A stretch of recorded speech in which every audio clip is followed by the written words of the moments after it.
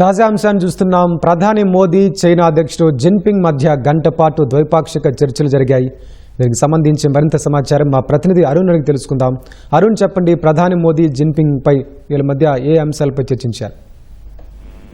ప్రధాని మోదీ అదేవిధంగా చైనా అధ్యక్షుడు జీ జిన్పింగ్ మధ్య కీలకమైనటువంటి భేటీ జరిగింది. 2020లో జరిగినటువంటి గల్వాన్ ఘటన తర్వాత తొలిసారి ఇరు దేశాలకు సంబంధించినటువంటి నేతలు భారతదేశం మరే ఇతర దేశం అంటే భారత్ చైనాలో కాకుండా ఇరు దేశాల్లోనే ఇరువురు చర్చించుకోవడం దాదాపు 3 ఏళ్ల తర్వాత జరుగుతోంది.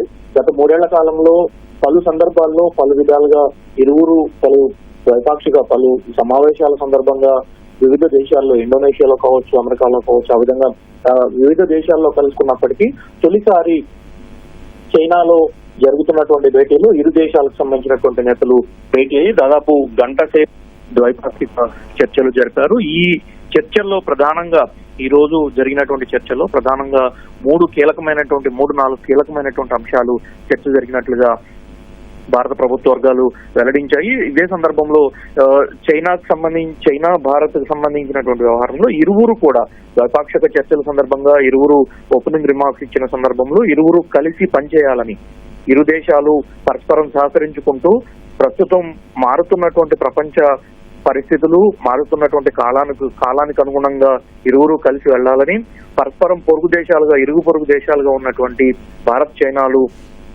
పరస్పర సహకారంతో, విశ్వాసంతో, సమయస్ఫూర్తితో, సమన్వయంతో అన్ని రకాలుగా ముందుకు సాగాలని చెప్పి ఇరువురు దేశాధినేతలు కోరుకున్నారు. ప్రస్తుతం మారుతున్నటువంటి క్రమంలో దక్షిణ ఆసియాలో కీలకంగా ఉన్నటువంటి, దాంతో పాటుగా అత్యధిక జనాభా కలిగినటువంటి ఇరు దేశాలు కీలకంగా వ్యవహరించాల్సినటువంటి సమయం ఆసన్నమైందని, అదే సందర్భంలో గతంలో నెలకొన్నటువంటి ఉద్రిక్త పరిస్థితుల నుంచి బయటపడి మధ్యవర్తులు, అదేవిధంగా ఇరు దేశాలకు సంబంధించినటువంటి ప్రతినిధుల బృందం కలిసి చర్చించుకొని ముందుకు తీసుకొచ్చినటువంటి అంశాలన్నింటినీ ఇకపై కూడా కొనసాగించాలని చెప్పి ఇరు దేశాధినేతలు కీలకమైనటువంటి ఒప్పందానికి రావడం జరిగింది. దాంతో పాటుగా మానస్ సరోవర్ యాత్ర గత 7 ఏళ్ల తర్వాత ఇప్పుడు మళ్లీ మొదలైంది. దాని పునఃప్రారంభానికి సంబంధించినటువంటి అన్ని అంశాలు తదుపరి కూడా కొనసాగించాలని చెప్పి నిర్ణయించాయి.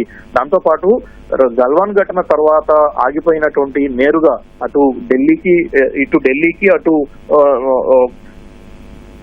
చైనాకు మధ్య ఏర్పడినటువంటి సమన్వయ బంధాలు లోపించటము, దాని ద్వారా ఏర్పడినటువంటి సమన్వయ లోపాన్ని కూడా పూర్తి స్థాయిలో సరిదిద్దుకుంటూ ఇకపై నేరుగానే ఢిల్లీ, బీజింగ్ మధ్య, అదేవిధంగా మిగిలినటువంటి భారతదేశంలోని మిగతా ప్రాంతాల నుంచి చైనాలోని అనేక ప్రాంతాలకు నేరుగా విమాన సర్వీసులు కొనసాగించాలని చెప్పి నిర్ణయించారు.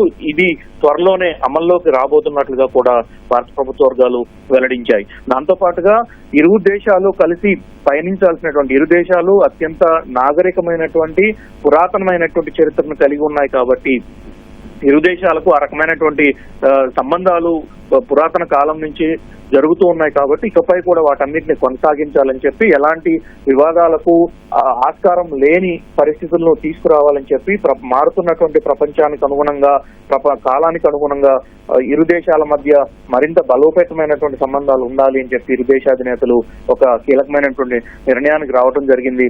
దాంతో పాటుగా ఈ గతంలో ఉన్నటువంటి చైనాకు సంబంధించినటువంటి మీడియా హౌజులు, అదేవిధంగా భారత్ కు సంబంధించినటువంటి మీడియా హౌజులకు ప్రతినిధులను ఆయా దేశాల్లో నియమించుకునేందుకు, దాంతో పాటుగా గతంలో ఉన్నటువంటి ఇరు దేశాలకు సంబంధించినటువంటి జర్నలిస్టులను ఆయా దేశాల్లో పర్యటించేందుకు భారత్ కు సంబంధించినటువంటి జర్నలిస్టులు, చైనాకు సంబంధించినటువంటి జర్నలిస్టులు భారత్ లో పర్యటించేందుకు, ఇక్కడి పరిస్థితులను అక్కడి పరిస్థితులను ఇరువురు సమన్వయం చేసుకుని అధ్యయనం చేసేందుకు, గతంలో ఉన్నటువంటి పరిస్థితులను తిరిగి పునరుద్ధరించేందుకు అవసరమైనటువంటి అన్ని చర్యలు చేపట్టాలని నిర్ణయించారు. ఇరువురు ప్రస్తుతం ఉన్నటువంటి 2 దేశాల సరిహద్దుల్లో ఉన్నటువంటి ప్రస్తుత శాంతియుత, సౌభ్రాతృత్వ పరిస్థితులు ఏవైతే ఉన్నాయో, గతంలో ఇరు దేశాలకు సంబంధించినటువంటి ప్రతినిధులు వచ్చినటువంటి అంగీకారానికి కొనసాగింపుగానే ఇకపై కూడా అలాంటి శాంతియుతమైనటువంటి పరిస్థితుల్ని కొనసాగించాలని చెప్పి నిర్ణయించారు. దానికి కొనసాగింపుగా గతంలో ఉన్నటువంటి ఉద్రిక్త పరిస్థితుల నుంచి బలగాల ఉపసంహరణ తర్వాత ఏర్పడినటువంటి శాంతియుత పరిస్థితులను కూడా కొనసాగించేందుకు ఇరు దేశాలు ముందుకు కలిసి సాగాలని చెప్పి నిర్ణయించినట్లుగానే తెలుస్తోంది. అయితే అధికారికంగా ద్వైపాక్షిక చర్చల్లో ఇంకా ఎలాంటి ఒప్పందాలు జరిగాయి, ఏ అంశాలకు ప్రాధాన్యత ఇస్తూ చేశారు అనేది ఇరు దేశాలు కలిసి ఒక సంయుక్త ప్రకటనను విడుదల చేయడానికి ఆస్కారం ఉంది. షాంఘై కోఆపరేషన్ ఆర్గనైజేషన్ కి సంబంధించిన సమావేశం, ఆ శిఖరాగ్ర సదస్సు ఈ రోజు రేపు జరగబోతోంది.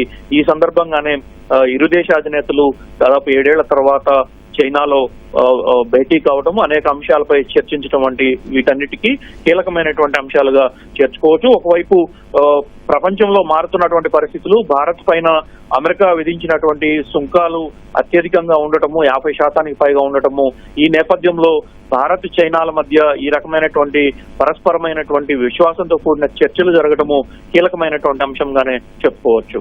వెంకట్, ధన్యవాదాలు అరుణ్.